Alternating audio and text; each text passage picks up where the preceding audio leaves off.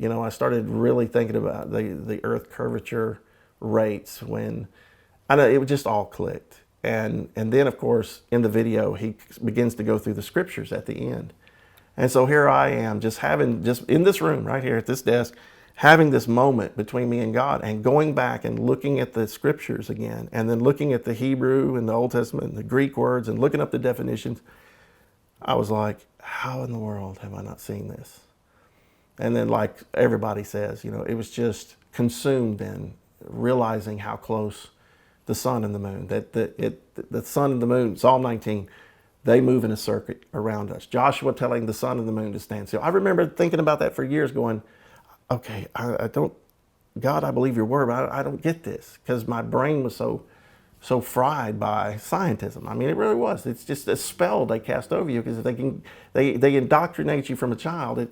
It's hard to break free. I tell people all the time, it's easier to teach somebody something they don't know than to unteach them when they've learned something, the wrong thing, and try to get the right thing in them. And this is 30 years of being a teacher and a pastor, and I mean, even teaching seminary students. I mean, I would rather take someone that doesn't know anything and teach them the right way than to try to take bad out of them. And I think that's why so many of us, even though, like, you know, you're Christian believer or a long time, me, and just how did we not see it before, you know?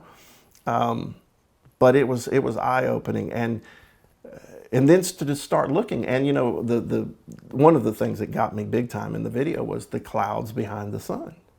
And so then I started paying attention, and my wife and I, we've actually taken pictures of the same thing. I mean, and you start to go, okay, it's not 93 million miles away. It is the way God said. It's in the firmament. It's inside our atmosphere. It's not that far away. The moon's not that far. That's why we can see the 40-mile wide craters on the moon. It's not that far away. You couldn't see that at 230,000 miles with the naked eye. You can see something 40 miles wide, looking at it with the naked eye.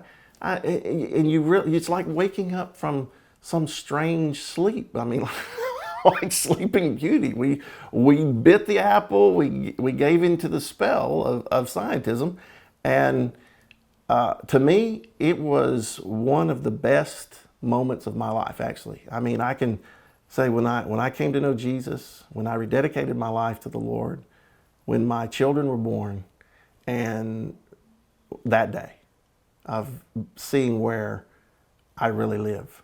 It was like getting saved all over again and discovering the Bible for the first time, because then I just began to go through, it excited me. And that's what I'm seeing, a lot of people who haven't cracked a Bible open in years, some even decades, they begin to see this truth about biblical cosmology, and where scientism and NASA and everybody else, they're lying to us about all these things. They're starting to open their Bibles again. And I believe that this is a move of God, and that it is a revival, a restoration of something, of a truth that God allowed Satan to do his work for a time and deceive the world for a time. But here at the end, he wants people to see the true nature of creation so they can find him.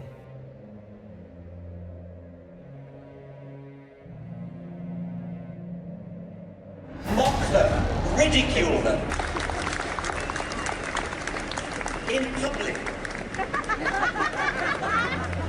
Don't fall for the convention that we're all too polite. Scientism is simply religious beliefs clothed in scientific terms.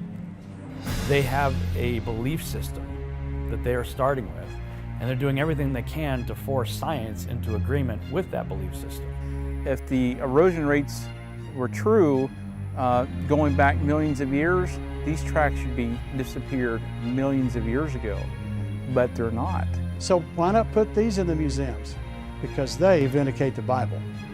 Don't tell me my theory is religious and yours is science. Oh no, sir, they're both religious. Evolution is a religion. So you have to believe. Mainstream media, when it begins to push a scientific agenda, It consistently is leading people 180 degrees away from Scripture and a personal relationship with our Creator. Science is a philosophy of discovery.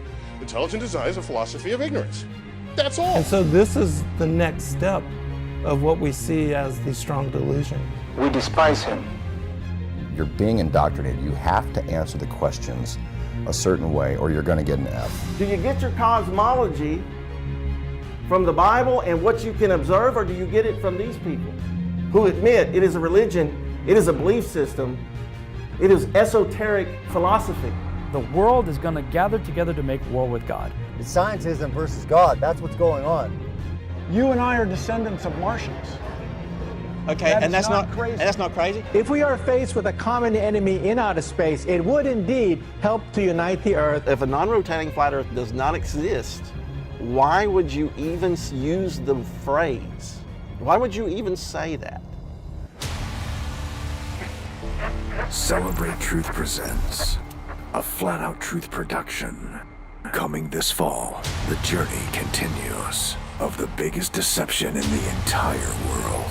From the director of The Global Lie and Scientism Exposed. Could they be lying to you? A deception this big would take generations to hide the true creator of creation. Scientism Exposed 2, a ROBBIE Davidson film. How do you prove a black hole?